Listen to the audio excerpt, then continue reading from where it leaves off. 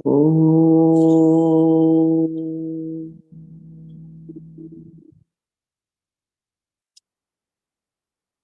Om.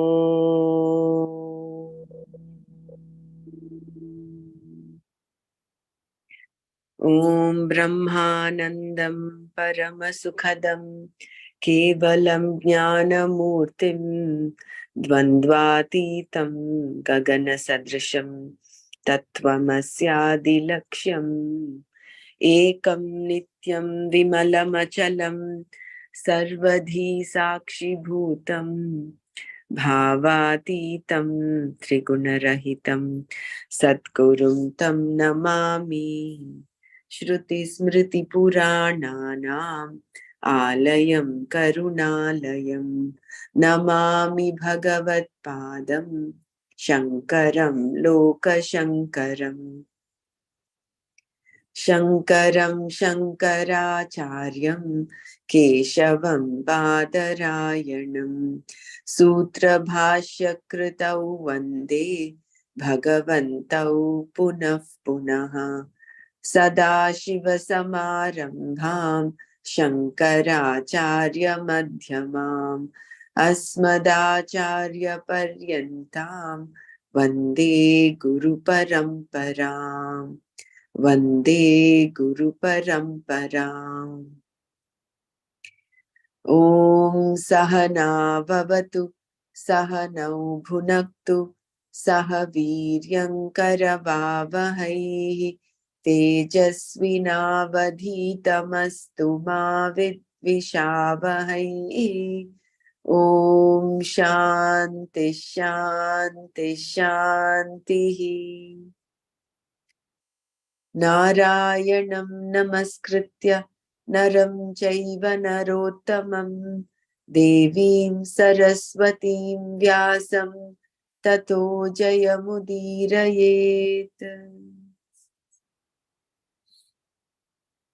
जय गुरुदेव।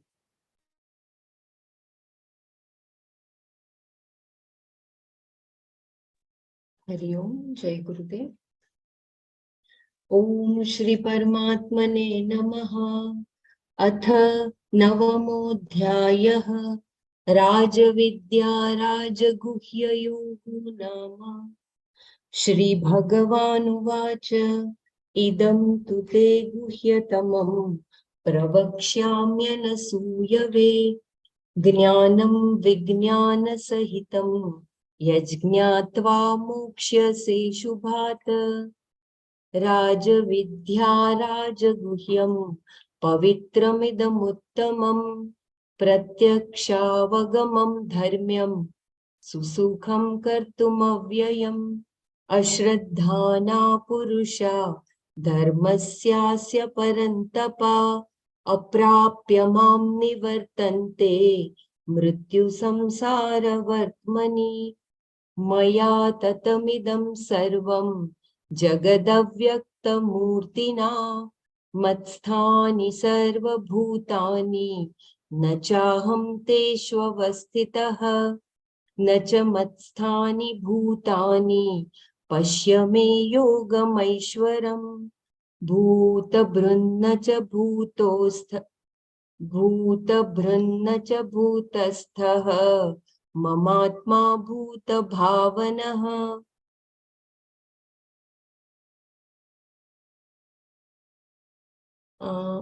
Brahmaraji, yesterday as there was some point which was not clarified from the first verse, so should I browse the first verse text? Yeah, you can do that, Meela. Yeah. Okay. Shri Bhagavanuvach idam tute guhyatamam pravakshāmyanasūyave jnānam vijñāna sahitam yajñātva mokṣyase shubhat. Shri Bhagavan said, whereas I will explain clearly and in detail to you who are without calumny, this most secret knowledge together with immediate knowledge, knowing which you will be released from all that is inauspicious.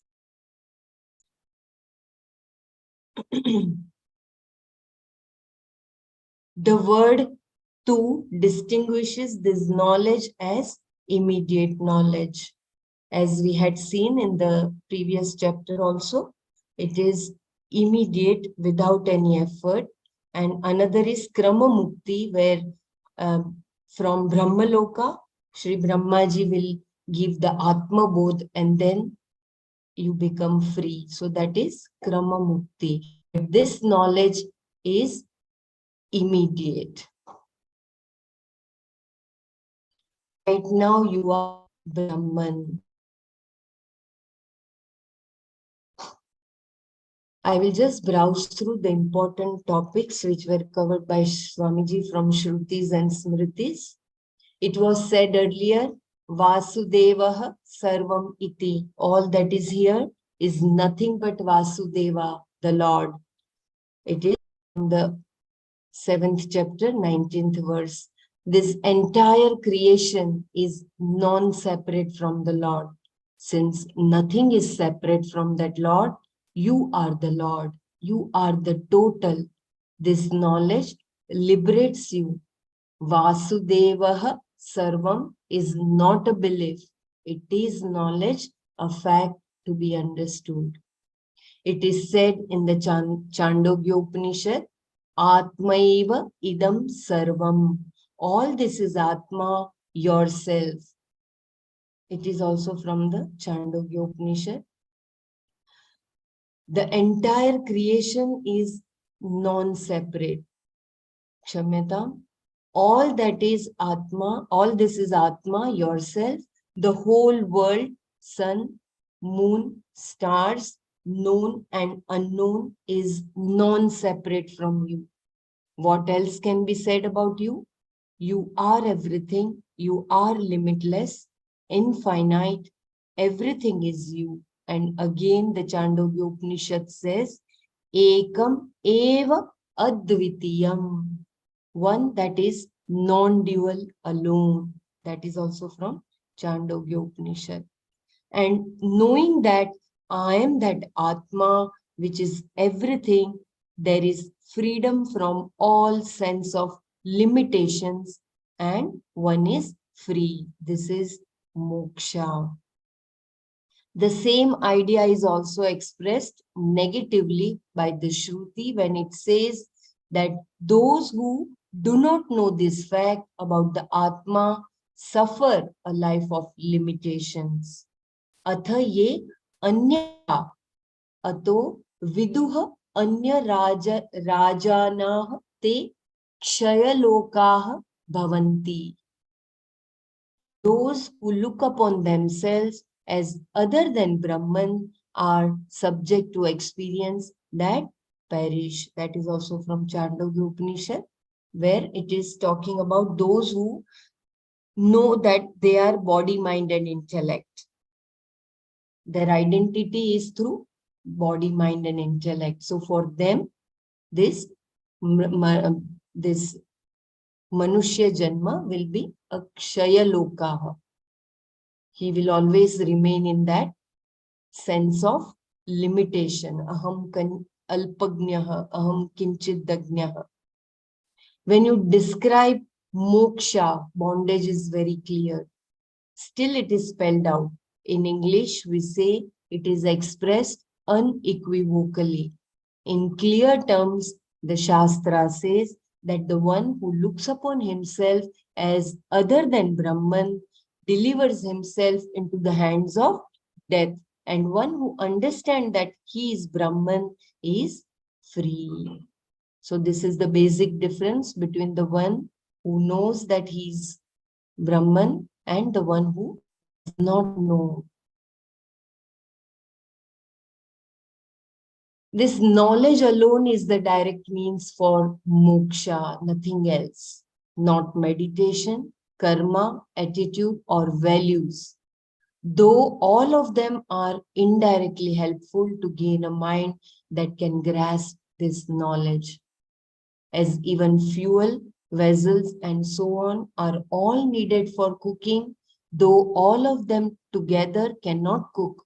For that, you require fire. Similarly, for liberation, the direct means is the knowledge I am Brahman. So here, Antaranga and Bahiranga Sadhana helps us for that preparedness of our mind. Who is qualified? Therefore, Krishna says here, Arjuna te anasuyave idam pravakshyami. Arjuna, unto you, who is free from asuya, I will tell you this clearly. The word asuya has no real equivalent in English. The definition of this word in Sanskrit is Guneshu Dosha Darshanam, seeing a defect where there are virtues. Saying of a great man that he is lame is asuya. It is an expression of not being able to accept good qualities or accomplishments in others. This is one of the worst problems a person can have. Karna, there is a footnote, and I just went through the footnote. It said on the page 60, it said the birth of Karna was through Ma Kunti, who wanted to experiment on the sun mantra which she was gifted by the sage. So she tried, and Karna was born with that, but she was at that time unmarried, and out of fear, she did not keep the child. She she sent it in the river, and it was received by a Sarthi, and he was brought up as a Sarthi Putra. And Duryodhana was the only one who accepted him, and that is why he remained in that inferiority complex. That is why, though he had all the virtues, because he was the son, Lord's son, still he had this inferiority inferiority complex. So Karna, a man of great virtues, had this problem. Even though he had all the princely qualities, but because he thought he was the son of a chariot driver, he suffered from a complex which expressed itself as asuya. So he was asuya. He was not anasuya like Arjuna. Arjuna had no such complex and therefore no such problem. So he is called Anasuya. Wherever there was some good quality, he recognized it, always giving a qualified person his due. He accepted him without Asuya. Absence of Asuya represents all other qualities which Bhagwan is going to talk about in the 12th and 13th chapters. Advesha, Amanitva, Adambitva, Ahimsa, Kshanti, Arjavam, etc. All are implied by this one word, Anasuya, and they qualify Arjuna for this knowledge. So this was very well explained by Swamiji, that the one who, Arjuna is qualified for this Atmagnan because he was Anasuya. Neither feeling of inferiority nor feeling of too much overconfident. The secret nature of this knowledge. About this knowledge, Bhagavan says further that it is the greatest secret. Guhyatama. Guhya means secret, and the affix tama added to it makes it a superlative. The greatest secret. Why is it the greatest secret? There are various reasons. Even if it is taught, it is not understood. The fact about it is that no matter how many times you may tell it, rarely does anyone understand. It remains a secret in spite of being revealed. And even if it is understood, there are certain things that inhibit the assimilation of the knowledge. Therefore, it is the greatest secret. Guhyatama. The preparedness for it is the greatest thing you can accomplish in life. You require maturity, which does not come by itself. You have to work on it. That is why it has been said that you need not protect Vedanta. It guards itself like the formula on relativity E is equal to mc square. You can write it down 100 times and yet not understand what it means. One has to reach a point from where he can understand, and that requires a lot of preparation. Therefore, this knowledge is Guhyatama. So, unless we are prepared for this knowledge through our Antaranga and Bahiranga sadhana, this knowledge will not be absorbed. Although we may read it, but we will not be able to digest it, we will not be able to understand it in our practical application. It will remain as just the theoretical concept. It is outside of our known means of knowledge. Another reason is it is the most secret. Guhyatama is that it is not something that can be gained by our known means of knowledge like perception or inference or by our experience. There are two types of perceptions. Perceptions by the sense organs, Indriya Pratyaksha, and witness perception, Sakshi Pratyaksha, which is a direct perception by the mind. Seeing the printed word on the page is perception through a sense organ, Indriya Pratyaksha. The conditions of your mind like Sukha, Dukkha are known by you as a witness, the Sakshi. That the witness that witnesses everything is Brahman, is not a perception of either of the above, not Pratyaksha. It is not an object of experience, that is, perception through a sense organ or a perception directly by the mind, nor is it a matter for inference. Therefore, there is no way of knowing that I am Brahman unless you have another pramana means of knowledge. And that pramana by which this knowledge is gained is Shabda, the words of the Shastra. Thus, because it is not available. Bela, sorry. Can you just read the previous para one more time? Why? Yeah. Yeah, here is the answer for Savitaji's doubt. Yeah, I will read once again. It is outside of our known means of knowledge. Another reason it is the most secret, Guhyatama, is that it is not something that can be gained by our known means of knowledge like perception or inference or by our experience. There are two types of perceptions. Perceptions by the sense organs, Indriya Pratyaksha, and witness perception, Sakshi Pratyaksha, which is a direct perception by the mind. Seeing the printed word on the page is perception through a sense organ, Indriya Pratyaksha. The conditions of your mind like Sukha, Dukkha are known by you as a witness, the Sakshi.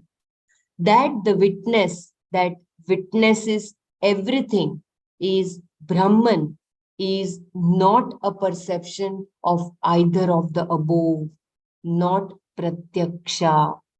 It is not an object of experience, that is, perception through a sense organ or a perception directly by the mind, nor is it a matter for inference.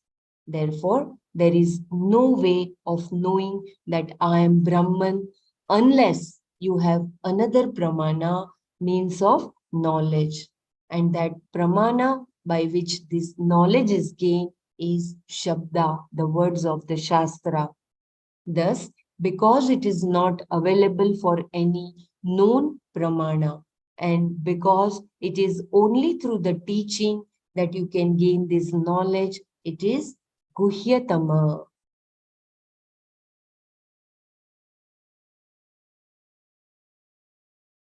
It is What was Dr. Savita's question?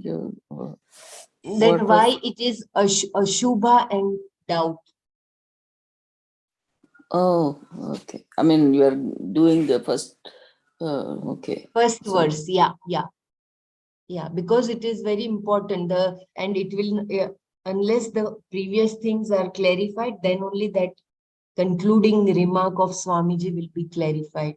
So that is why I thought I will browse through the whole verse. no problem. Yeah, it is most valuable. Another thing that makes it the greatest of secrets is its worth. What is sacred or precious is always secret. You cannot keep a large emerald as a table weight. It will disappear in no time. Anything that is precious or rare is kept secret. So saying that it is the most secret is saying that it is the most precious. Jnanam Vijnana Sahitam Te Pravakshyami. This knowledge I'm going to give you, which is the knowledge of Brahman as yourself, is also Vijnana Sahita.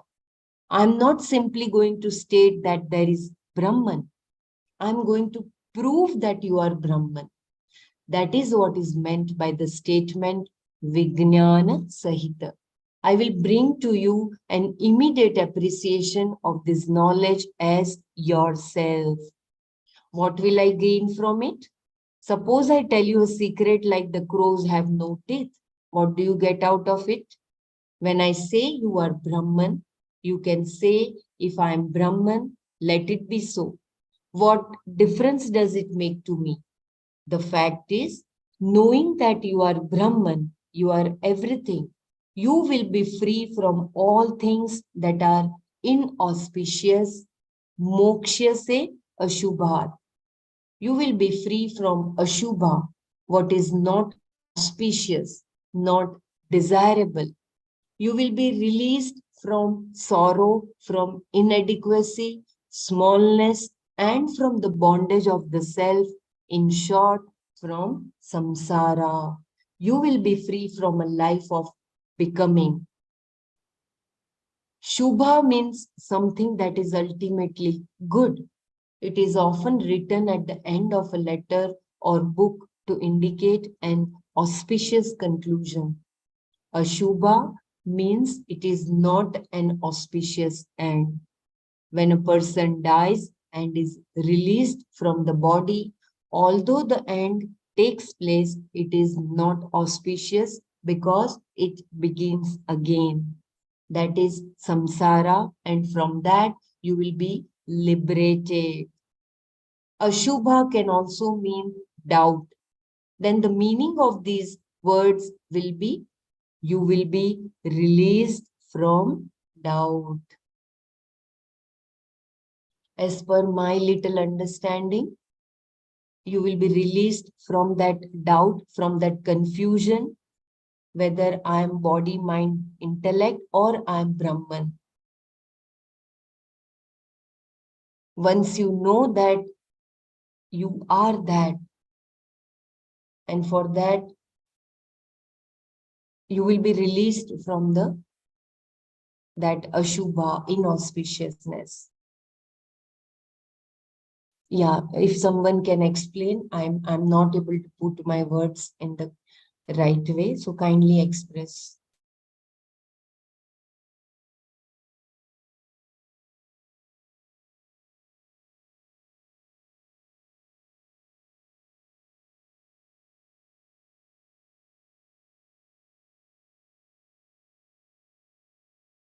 Because Arjuna was at that time in that state of mind and he felt sorry for killing his own people. So Bhagavan wanted to make him realize, and he wanted him to come out of that association with dukkha which he had, by making him realize how infinite he actually is.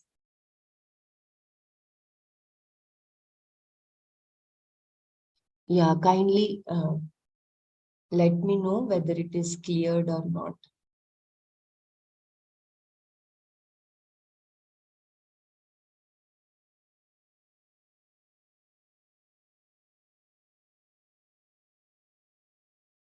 Shall I read further, or anyone would like to? Savitaji, would you like to express? Jai Gurudev. Actually, it's not very clear. It's still, Okay. yeah. Doesn't matter. I'll go through it once more. Brahmaraji, I think if you can explain, it will be very nice. If there is a possibility, or maybe during Manana, you can explain, or whatever, whichever way you feel comfortable. Yeah, if you rightly pointed out the example of Arjuna asking his doubt. He surrenders to Krishna saying, Shishyasteham shadimam tvam prapannam. And he says, I'm not able to decide what is good for me, what is not good for me. I become your student, so please clear this doubt. Because he was ready to fight, but when he saw his grandsires there in front of him and his teachers, he was overcome by his emotion, his attachment to them, and his association with them. And he was in a fix. He was reeling with doubt. He was reeling with questions. What am I doing? Am I doing right? Am I doing wrong? In fact, if I do all of this, it will all lead to so much of misery, and the whole dharma, the fabric of dharma will be disturbed. All of that the whole train in the Arjuna Vishada Yoga. So that is relieving you from that Ashubha. That Ashubha is one meaning is samsara, and the other meaning is therefore this doubt. What is right for me? What is the purpose of my life? Why am I here? All those little doubts that come up, that is also being relieved by this Rajavidya. I think that is what is meant here. If required, we can of course pose this question to Nana when we have his session, and we can take it forward there. Mm. So I'm wondering what is Dr. Savita's question. You were wondering what is Ashubhat means, or is that what your question is? I mean, our understanding also. It's the line written in the last, the last two lines of verse Last number one. line. Yeah. So I just repeated those. I could not follow. Which one is that? Like whether the inauspicious thing? Is that what you're talking about? Yeah. In the end of the paragraph. I don't Uh, expect. Yeah, here it okay. is in the front There that is Ashubha can also mean doubt. Yeah, doubt. Yeah. right. This.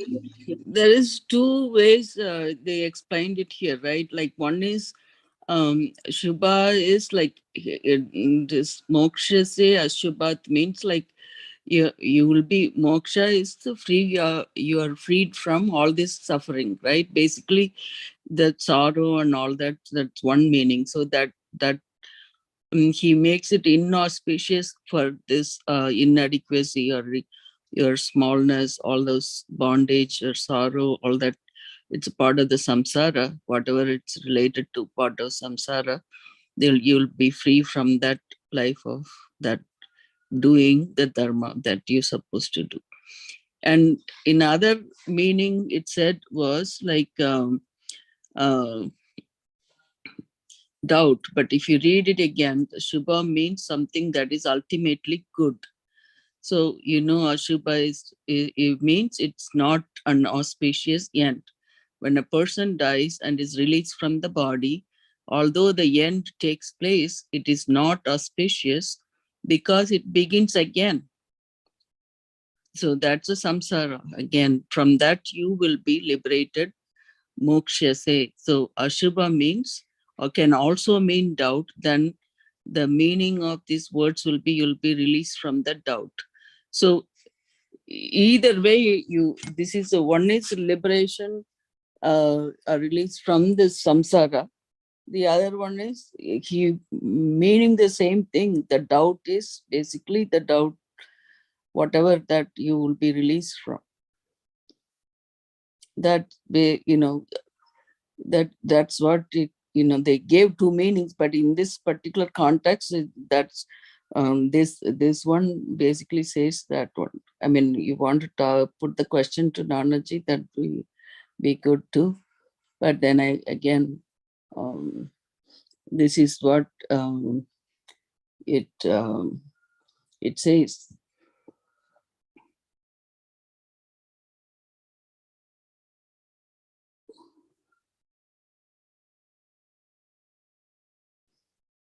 I mean, I that's very simple. It didn't go in any detail about what the doubt would be, like, if it based on Arjuna's question, this is Bhagavan Uvacha. Maybe you had to go back to the 8th chapter to what was the last thing he said. Based on that, he's telling this and revealing this secret. So maybe he's clearing his doubt.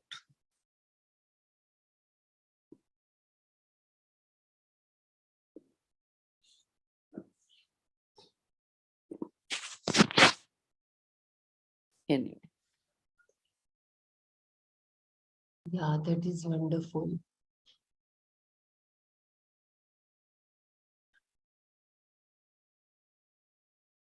So this Raja Vidya actually is, while living only, we are away from BMI, body, mind, intellect, and that is auspicious. When you live with that BMI, that then you have that samsara, and that is why the death becomes inauspicious.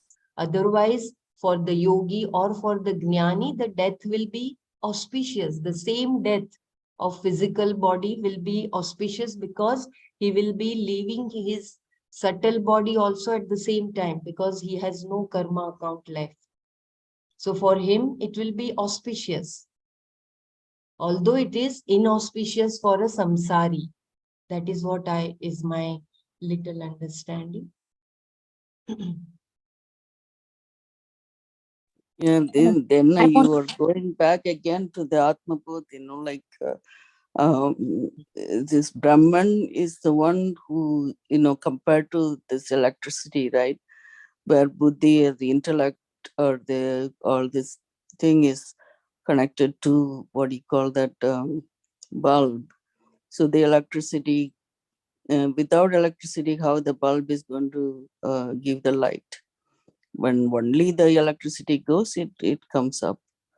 So, but at the same time, we don't want to uh, this ubadis, we need that ubadis, right? So that we cannot, even though to realize Brahman, you need to say it like Neti Neti, but at the same time, they all have their place in this creation. So uh, just to know what is Brahman, and then the other things are all upadis, like anatma, or that when it so that becomes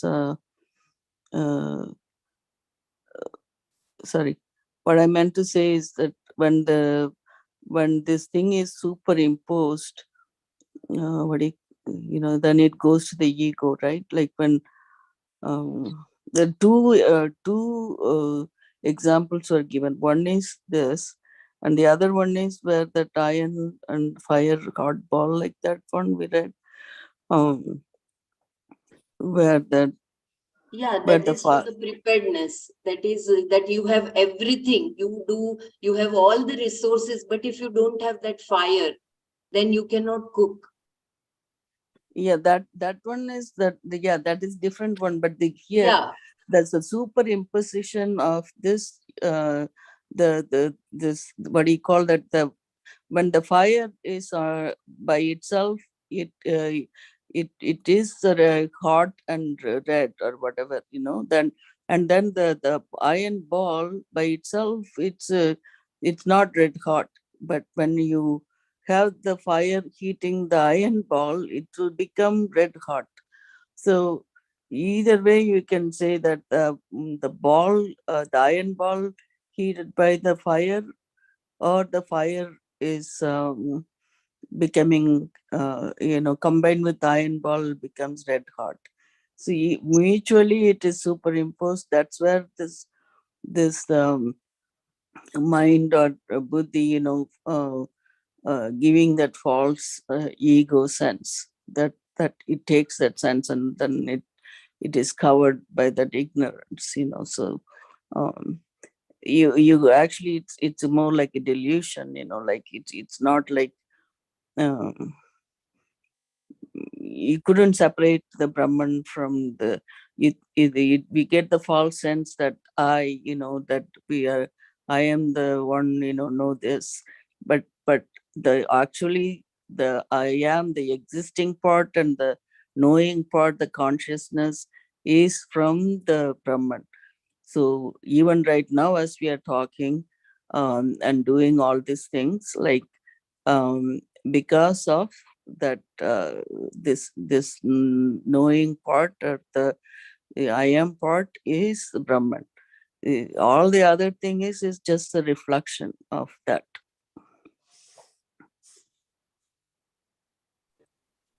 yeah, that example was so beautiful.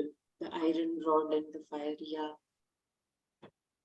And right now, this sentence is very important. The fact is, knowing that you are Brahman, you are everything, you will be free from all things that are inauspicious.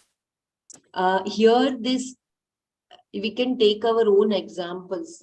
We have been studying this, but still at times we have so many things, and we have to bring our mind back to the center again and again, like a kid. No, so whatever things that Yeah, are that inauspicious, is it. moksha se It's all Ashubha. part of the life, right? Like, Yes, when you are yes, born itself, the death date is determined. It's not anything new, why it happened and all that. I mean, we don't realize that, because we are always looking outwards and enjoying life, whatever the sense is bringing into us.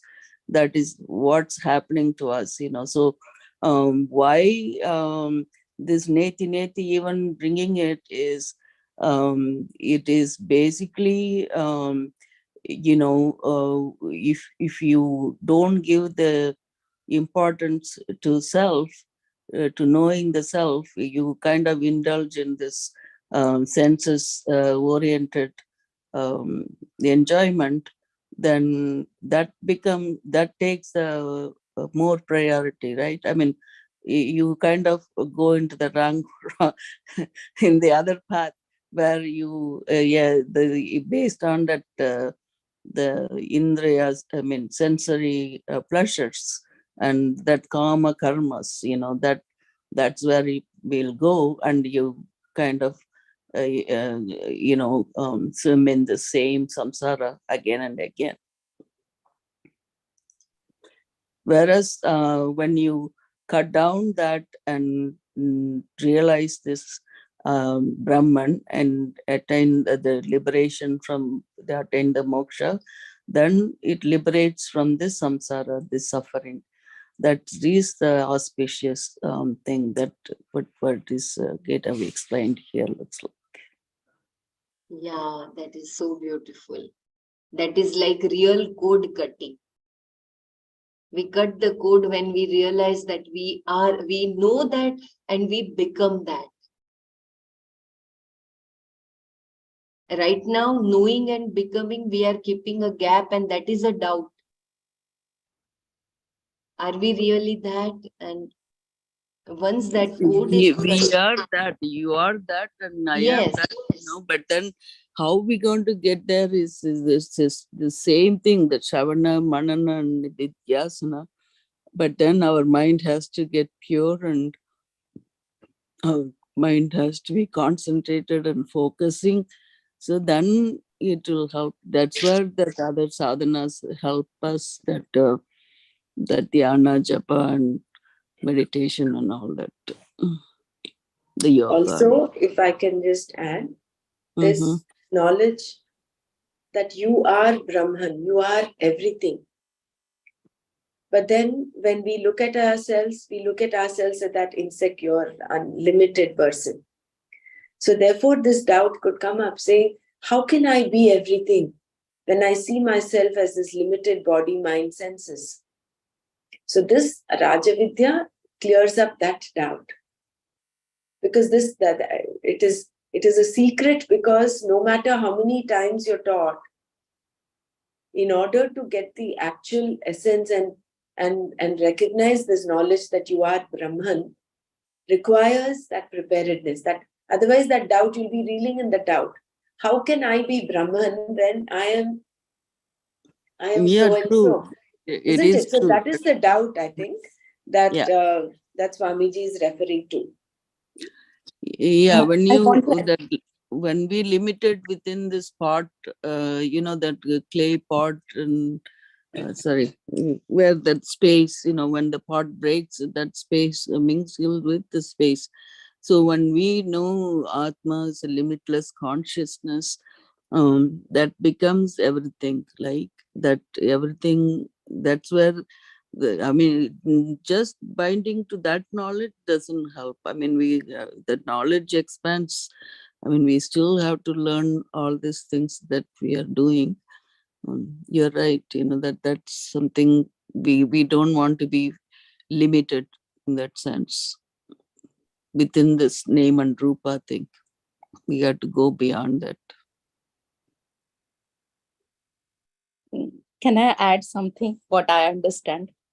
yeah, please go ahead. Actually, what happened day before yesterday, Gurudev in satsang said Arjuna had a doubt. Always he has a doubt. So he never accepted Krishna as a guru, and he himself as a shishya. So Gurudev said that he has a doubt whenever, means all we have a doubt in technique and all these things. So he said कि Krishna said माम एकम शरणम रज, मैं तुम्हें, मुझे एक अकेले को भक्ति जो भी है वो करो तो तुम्हें मैं पार कर दूंगा. तो here also he is saying only कि see I am telling you about the nirguna brahma, what you are. You have a doubt about everything, so now you listen to me like this, because it is a secret. So whatever doubt you have, it will be cleared. First, you remember you yourself as a Brahman. So you don't doubt anything. Everything comes when we know something good, then only doubt comes. Thank you. It's also nice.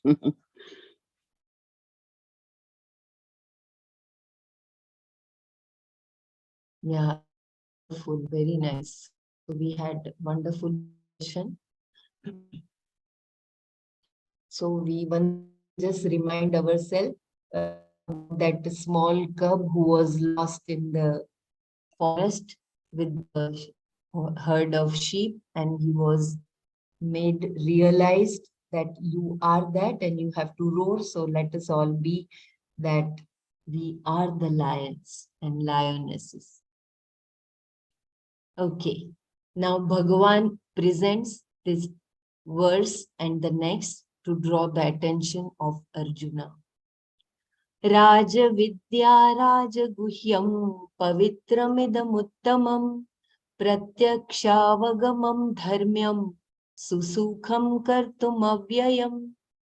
This is the king of all knowledge, the king of secrets, the greatest purifier, directly appreciated, not opposed to dharma, easy to accomplish, and imperishable. The knowledge, jnana, that was spoken of in the first verse is called vidya here. The roots of both words have the same meaning, to know. This knowledge, which liberates one from samsara, is necessarily different from any other type of knowledge and is therefore called Raja Vidya, the king among all disciplines of knowledge. Why is this called Raja Vidya? Because it is self-shining. As in a kingdom, among the many inhabitants, the one who is the Raja, the king, is the final authority. Similarly here, this knowledge is the Raja, the king, among the various disciplines of knowledge. Shankara gives the meaning of the word drawn from its root Raja, which means to shine. So, Raja is the one who shines by himself, who does not depend upon anything else. Among the people in the kingdom, the king is glorious, great in his own right. Similarly, the Atma is the only one who is self-effulgent. Knowledge of this self-shining self is the king of all knowledge, because all other forms of knowledge depend upon this illumining factor called Atma. Every other piece of knowledge is revealed by your buddhi, but this one is self-revealing. It shines of its own accord. Swayam Rajate. It resolves all divisions. All other forms of knowledge perpetuate the Gnatra, Gnana, Gneya, Bheda, the division of the knower, the knowledge, and the object of knowledge. This is from the, here the word knowledge, Gnana, refers to the instrument of knowledge. Please remember this. It is the instrument of knowledge and the object of knowledge. They confirm the notion of division that makes us experience ourselves as limited. This division, the Gnatra, Gnana, Gneya, Bheda, accounts for all differences. It is not really the differences that we are concerned about here, but the division. Knowing that there are these differences is not a problem. But the sense of division creates self-inflicted limitations. When we say that the Jnata, the knower, is other than the Gneya, the known, then one limits the other. Thus, the division causes a sense of limitation in the knower. This is because what he is not, that is, the entire world, is overwhelmingly big, whereas he is small and insignificant. As we have seen, all divisions, Vedas, fall under three categories. They are Vijatiya Bheda, the division between species, Sajatiya Bheda, the division within a given group, and Swagata Bheda, the division within a member of a given group. Once I say things are divided, I become one among the divided. I am a distinct entity qualified by a few attributes, living in and transacting business with the world, which is other than myself. I find I am a limited individual with my own problems that seem very legitimate. I become a mortal. I become limited in terms of sex, age, color, race, and a whole host of other attributes. All of these are brought about by the original division, that of Jnata, Jnana, and Gneya. This division is not ordinary. It creates samsara. It is the villain of the drama called samsara.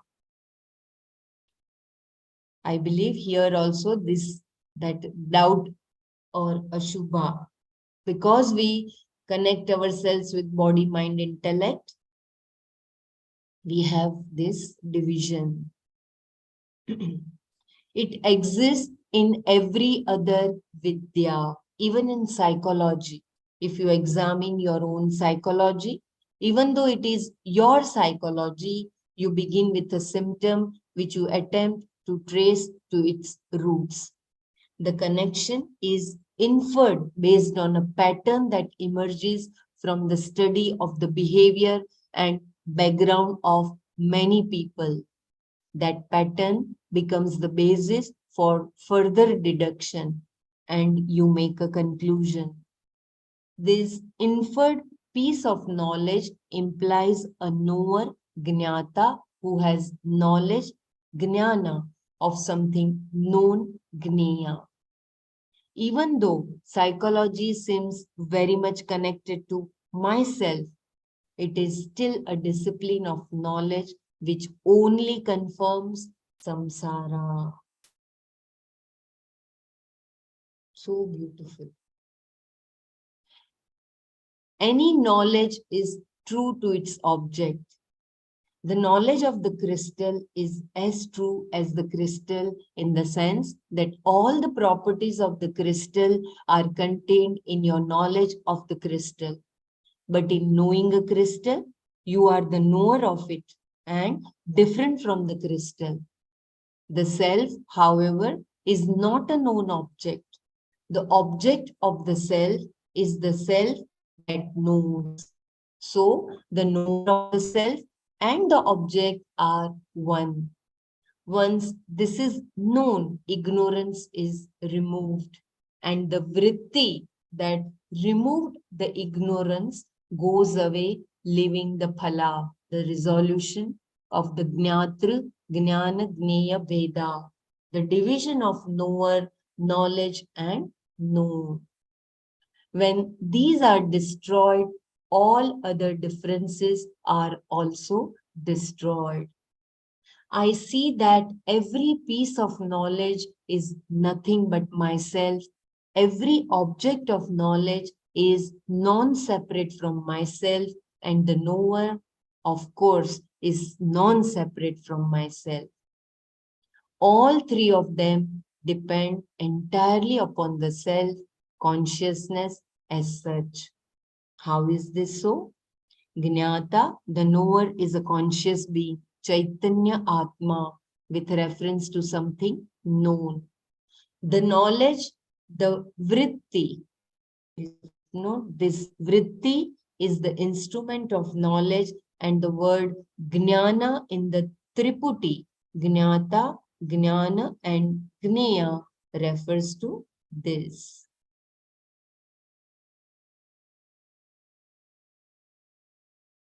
So, Jnata, the knower, is a conscious being, Chaitanya Atma, with reference to something known. The knowledge, the vritti, is also nothing but Chaitanya Atma. And the object of knowledge is not separate from Chaitanya Atma. If you say the object is outside Sat Chit Ananda Atma, how is it outside? If you consider the world from the Sat Amsha, the existence aspect, there is nothing away from it. All that exists in this world has its being in Sat, which happens to be Atma. From the knowledge aspect, there is no piece of knowledge which is separate from consciousness, the very nature of the subject, Atma. The knowledge of the self implies all these. I alone am everything, one non-dual Brahman, knower, known, and knowledge, the cause of the whole creation, Aham Ekam Advitiyam Brahma, and at the same time, the Jagat Karana. This is Atma Vidya. Definitely, it is the king among all forms of knowledge, Raja Vidya. While every other Vidya maintains division, it devours all divisions. This is the only thing you can call Vidya. Going one step further, only this can really be called Vidya. Everything else is avidya because the division is avidya. The division that I am the knower, this is an object of knowledge and I have knowledge of it, is all avidya. There is no such thing as knower, known, and knowledge separate from Brahman. These divisions are created by avidya and depend entirely upon Atma being taken as a knower. Based on that are all knower known pursuits. Does that mean that if I have knowledge of Atma, I will have no knower known pursuits? Will there be no more seer, seen, hearer, heard? These all remain, but the division will be negated, badhita. There is an apparent knower-known pursuit, but between the knower and known, there is no division. Then, for whom is the pursuit? Everything is as though, eva. There is a seeming knower-known pursuit. Moreover, in every other pursuit of knowledge, there is always something more to be known, which is invariably much greater than what is known. Sometimes what you think you know is also falsified later. And our definition of knowledge is that which is not subject to negation. Abadhitam jnanam. All the knowledge we have is negatable because from another standpoint, it changes completely. If you say this is a table, from another standpoint, it becomes wood. The table is badhita. The previous knowledge is completely negated by knowledge of the cause, karana. And if a new discovery takes place, a given piece of knowledge also becomes badhita. Furthermore, no knowledge is ever complete because the universe is a whole. Every piece of knowledge is connected to every other piece of knowledge. In the whole, how can you have a piece of knowledge and still call it knowledge?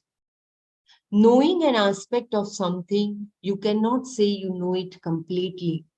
Unless you know the whole, you will not know the part as a part.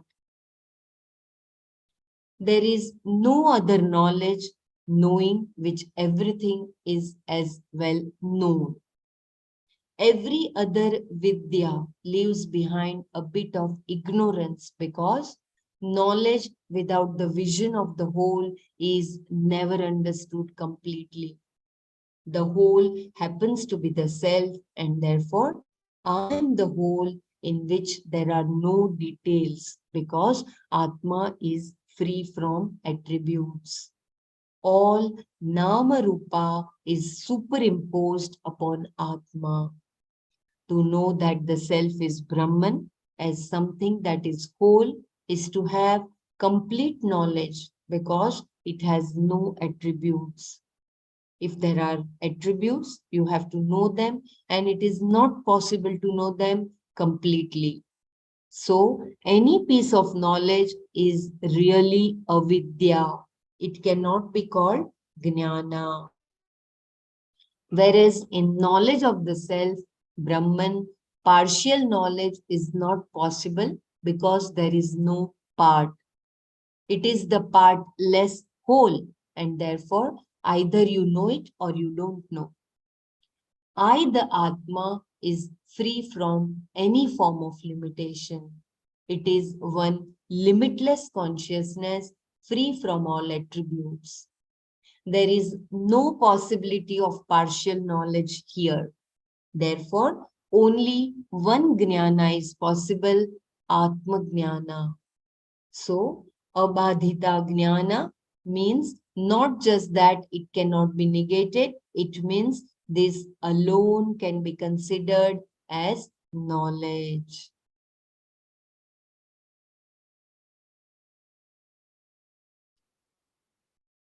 The knowledge is Rajavidya. I will take a few minutes, or we want to stop here, Brahmaraji.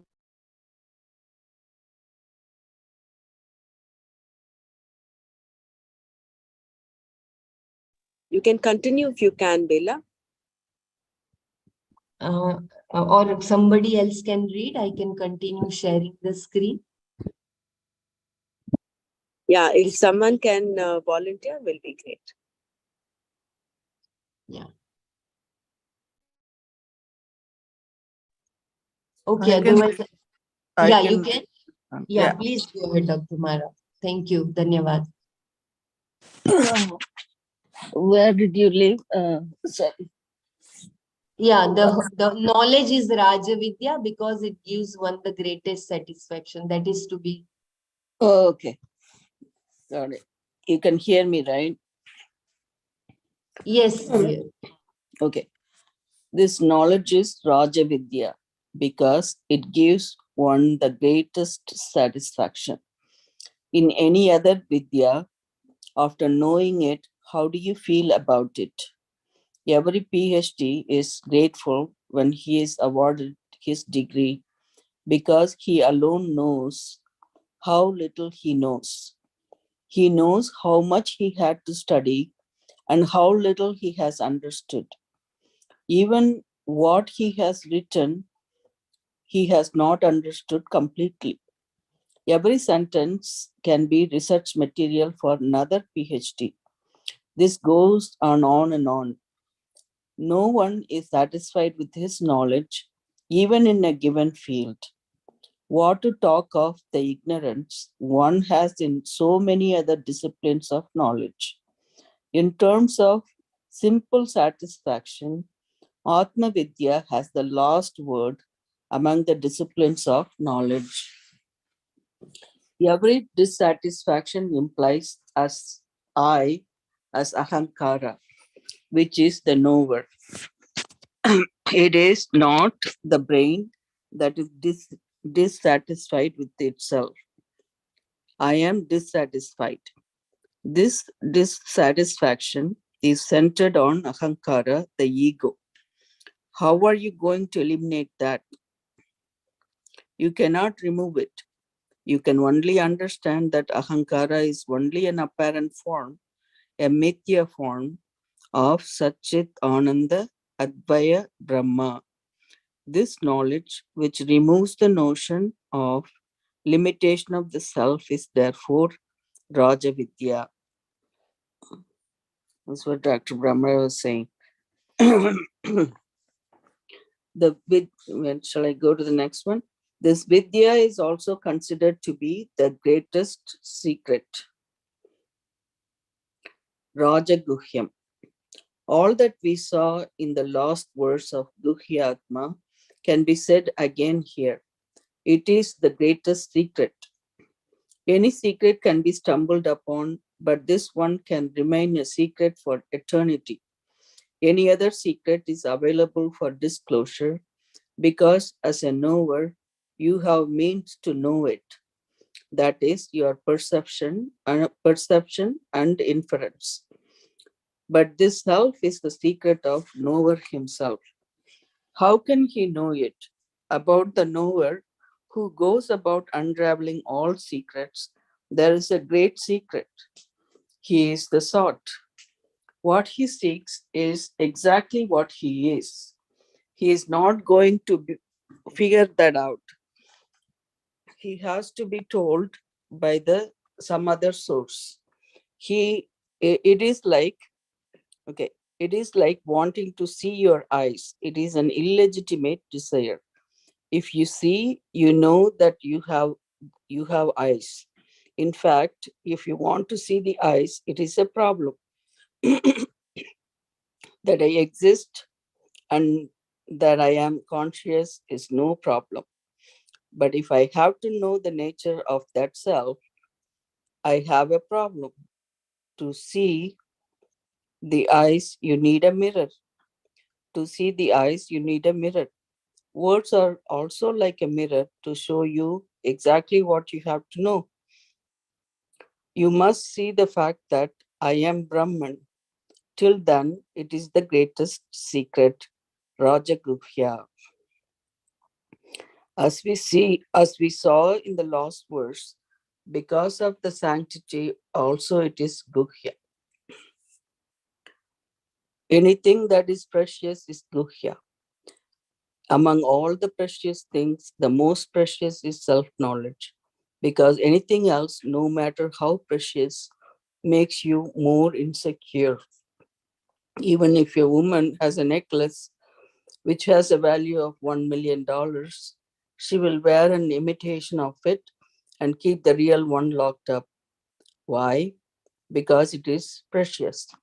Does this precious thing make her secure or insecure? She is insecure because someone may take it from her and even harm her in the process.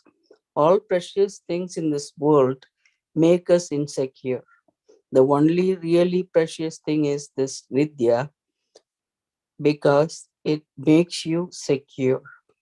That is why it is Rajaguhya. No one can take it away from you. Going on to next, Atmajnana is the greatest purifier. Are we having time? I don't know. What time is it? 8 o'clock. Okay. Atmajnana is the greatest purifier. Further, the Lord says that this knowledge is the greatest purifier. Pavitram idam uttamam. Pavitra means something that purifies.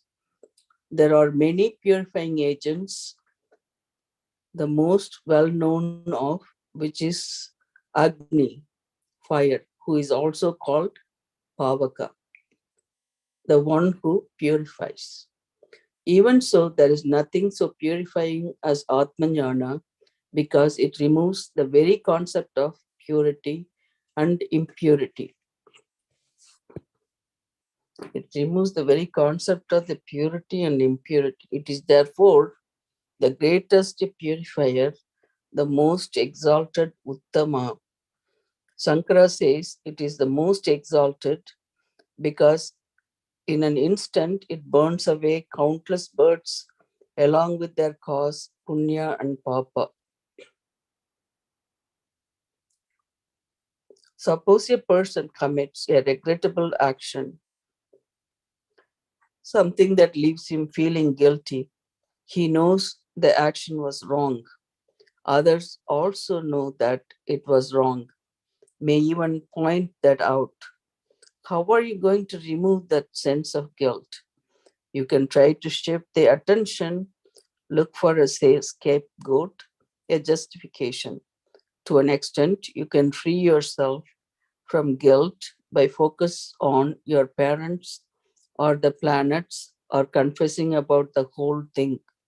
But the guilt will not completely go. Once it is entertained, you cannot remove it. Similarly, you cannot totally remove hurt. Where did I read? Yeah. Some traces are always left behind psychologically, astrologically, or religiously. You can deal with it, but the guilt remains as long as I think that I am the Ahankara. This is the nucleus which holds all the imprints of guilt. Total elimination is not possible unless you understand Atma is Akarta. That I never perform any action at any time is the truth about the self. It is not self hypnotism. I cannot hypnotize myself into the belief I did not do any action, that I but that I never performed any action is a fact from the standpoint of the Atma. Naiva kinchit karma karomi. I think we saw this yesterday. Do you want me to pursue, Dr. Brahmara? Because I know your time, you want to watch your time. A story illustrating this is told of Lord Krishna. It seems there was a big discussion going on among the gopis about Krishna having many wives. He wanted to make the gopis understand something. One day, when he was on the banks of the Yamuna, he told the gopis that there was a rishi on the other bank who had not eaten for a number of months, and they must go and feed him. All the gopis prepared food and, taking it on several plates, went to the banks of Yamuna to cross. They found the Yamuna in spat, and no boatman would come. So they came back to Krishna and asked him how they were to get to the other bank. Krishna told them to go to the Yamuna and address it, saying, "If Krishna is a brahmachari, then O Yamuna, please subside." The gopis laughed, went to the Yamuna, not believing what Krishna had said, but simply following his orders. No sooner did the gopis address the Yamuna as instructed than it dried up. In great wonder, thinking Krishna is not a brahmachari, he has Radha, Rukmini, Satyabhama, and others. What is all this? They went to the other bank to feed the rishi.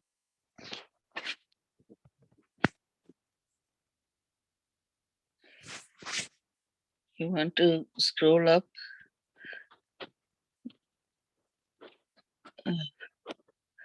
They marveled as he ate everything they had brought, plates and plates of food.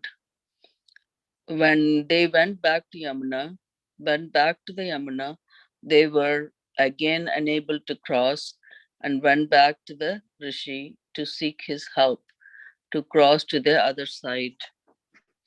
He told them he told them to go to the Yamuna and say if the Swami had never eaten in his life, "Oh Yamuna, please go down." They went and said so to the Yamuna, and the Yamuna dried up. What does this story mean? The story shows that Atma is not the doer or the enjoyer. Atma is akarta, abhokta. The status of enjoyer or doer is the only and incidental attribute imputed to the self from a standpoint. From the standpoint of the senses and the organs of actions, an action is imputed to the self and you consider it as a karta. Once you take it as a karta, all limitations are imposed upon it.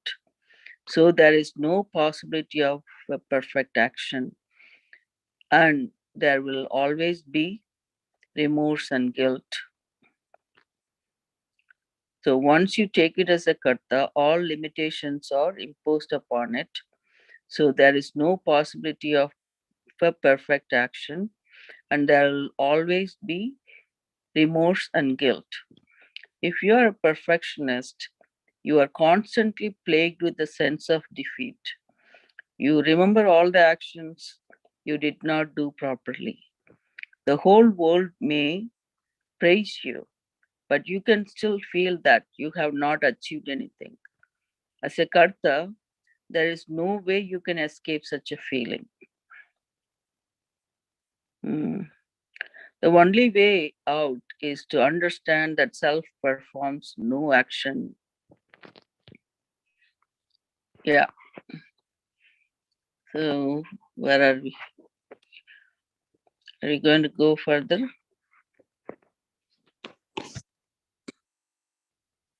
There is two more paragraphs to finish this. At least we'll finish this part.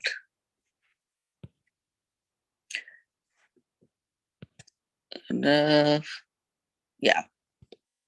Anything? Where is that? Okay. Anything that helps you resolve your problem is pavitra, something that purifies. Prayer, rituals, disciplines, therapy, any kind of help you seek to get rid of guilt, hurt, laziness, frustration, procrastination, and so on, all can be called pavitra. Among all possible things that can be called pavitra, which is uttama, the most exalted. So I repeat this, anything that helps you resolve your problem is pavitra, something that purifies. Prayers, rituals, disciplines, therapy, any kind of help you seek to get rid of guilt, hurt, laziness, frustration, procrastination, and so on, all can be called pavitra. Among all possible things that can be called pavitra, which is Uttama, the most exalted, it is only Atmanjana. So the Uttama is the Atmanjana. Because that alone calls the bluff of the Ahankara, the nucleus of all these problems. Ahankara, ego, is I, the Atma, but I, the Atma, is not ego. I is Param Brahma. It not only cleanses you of all things done in this life, it eliminates all the punya and papa of previous lives that is standing in your account. By prayer, etc., we neutralize some of the papa karmas to an extent and also eliminate some guilt. But any amount of expiatory action can only neutralize a finite number of papa karmas. Brahmajnana wipes up to everything. As Shankara says, it burns along with its root the entire Sanchita karma, which has been accumulated in thousands of births. The root is the ignorance whose product is ahankara. The root is ignorance whose product is ahankara. The complete elimination is instantaneous because knowledge does not take time. If a person knows clearly, I am Brahman, that is the end of it. It is something like waking up from a dream. In a dream, you may have committed a multiple murder, but upon waking up, you are completely exonerated. You are not responsible for it because you did not do it. When that is so, what is there to be said about the purifying capacity of this knowledge? This is the most purifying Pavitram Nidam Uttamam.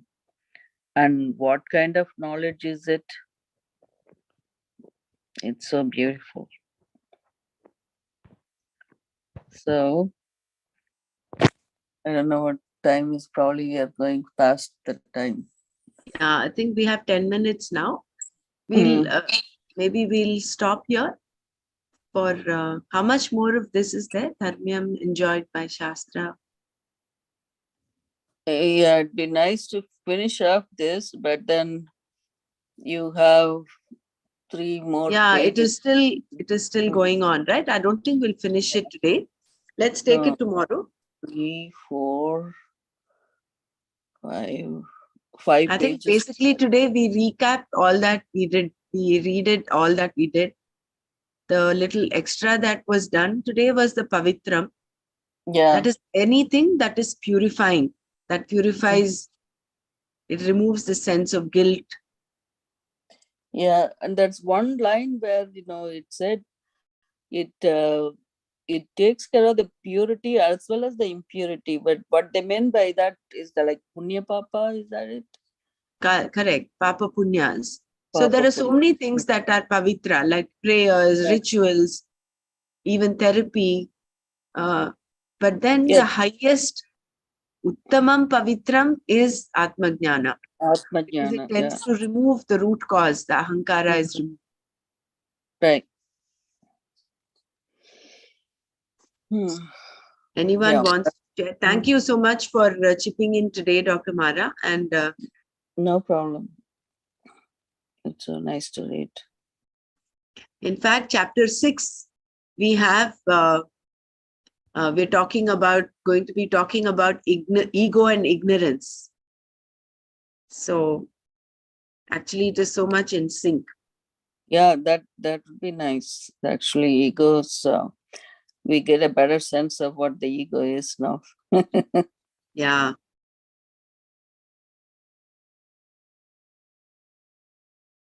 So yesterday we stopped at, if the duality between Jiva and Jiva, between Jiva and Jagat is real, then this is what we did, no? Also between all anatmas, myself, there will be a difference. There is a difference there being Dvaita between the Jivas, the Jagat and Ishvara.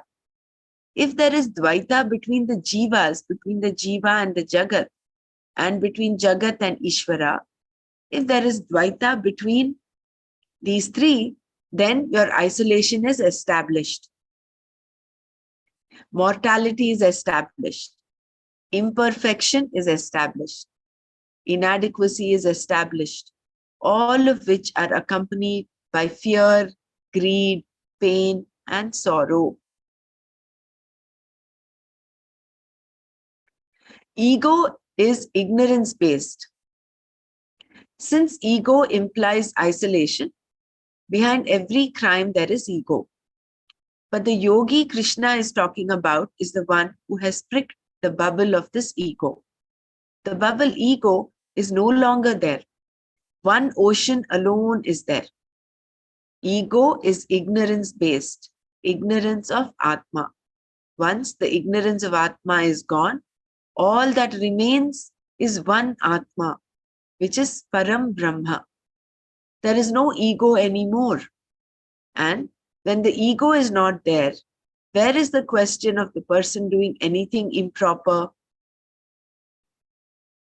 The person abides in Ishvara alone. Remember the shloka is Atma upamyena sarvatra, verse number 32. So it's a question. It is chapter 6, Bhagavad Gita. Okay. Where he says the jnani who will he commit a crime? In answer to that, this is the verse, and Krishna says no, he can never ever commit anything which is adharmic, because he has the samam sarvatra pashyati, and he takes himself as the example. He sees himself in every being there. So when that is the case, what is sukham for him will be sukham for others. What is dukkham for him will be dukkham for others. So he will not do anything which is against dharma. There is no question of him doing anything.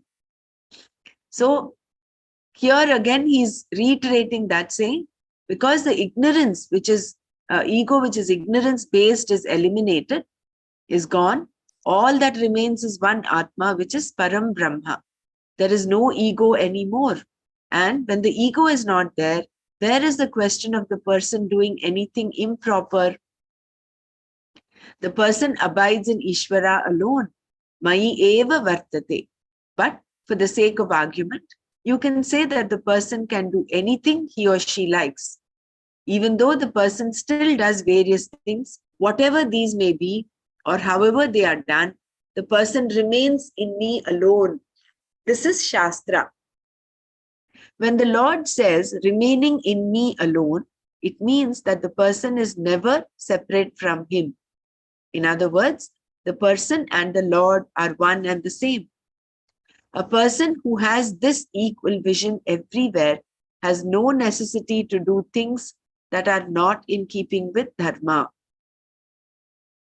The person naturally sees that what is sukha for him or her is also sukha for others, and what is dukkha for him or her is dukkha for other people as well.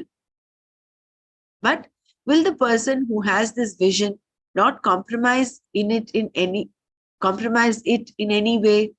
After all, most people understand that what makes them happy or unhappy affects others in the same way.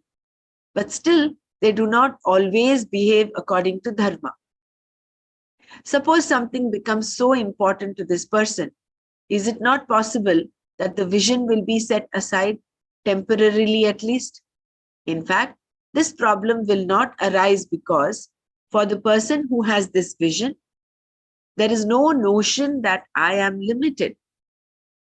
There is knowledge that the same Atma is in all beings, and all beings are in oneself, Atma alone. The ego for this person is badita, sublated. It is no more taken as real. Therefore, this person is one for whom ahimsa is natural, which is in fact the spirit of sannyasa. A person who has this clear vision of Atma, samyak darshana nishtha, who is naturally, spontaneously given to ahimsa, who no longer needs to practice ahimsa deliberately because it is his or her own very nature, is described here as the most exalted parama among yogis. I will just read this previous paragraph again. So, will the person who has this vision not compromise it in any way? After all, most people understand that what makes them happy or unhappy affects others in the same way. But still, they do not always behave according to dharma. Suppose something becomes so important to this person. Is it not possible that the vision will be set aside, temporarily at least? In fact, this problem will not arise because for the person who has this vision, there is no notion that I am limited. There is knowledge that the same Atma is in all beings, and all beings are in oneself, Atma alone. The ego for this person is badita, sublated. It is no more taken as real. So for him, ahimsa becomes natural. He does not need to practice ahimsa deliberately. And therefore, he is called Parama among yogis. I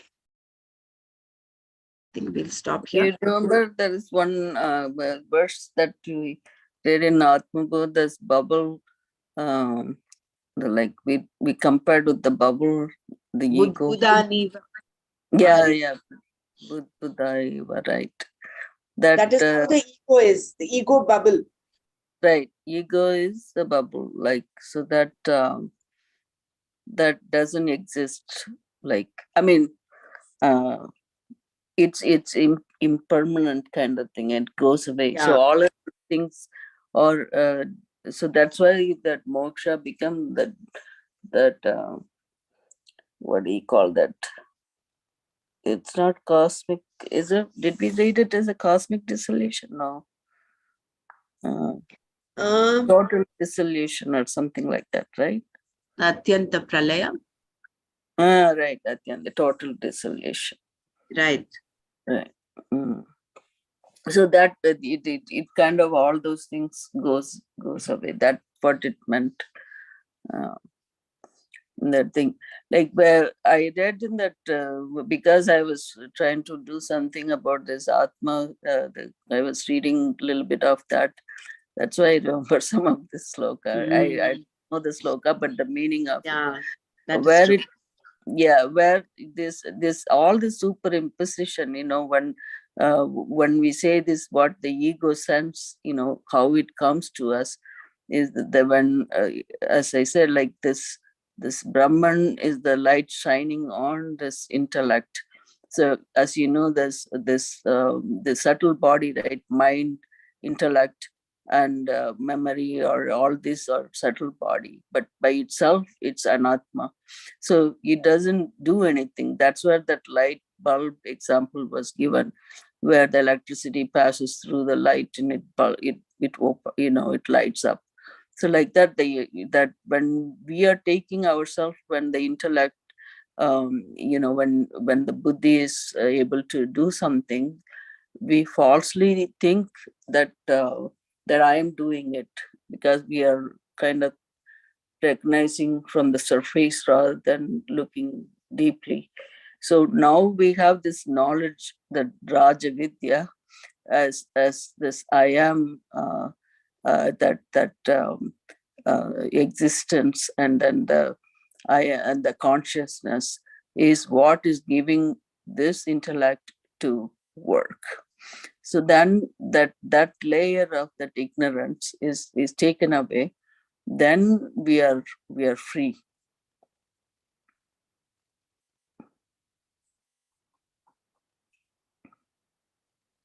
Very nice.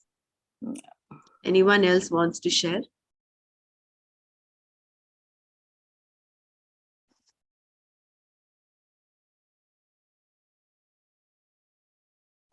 So we'll do the second interpretation of the verse tomorrow. We'll close here today. Om Loka Samasta Sukhino Bhavantu. Om Shanti Shanti Shanti. Om Tat Sat Shri Krishna Arpanamastu. Jai Gurudev. Jai Gurudev, thank you.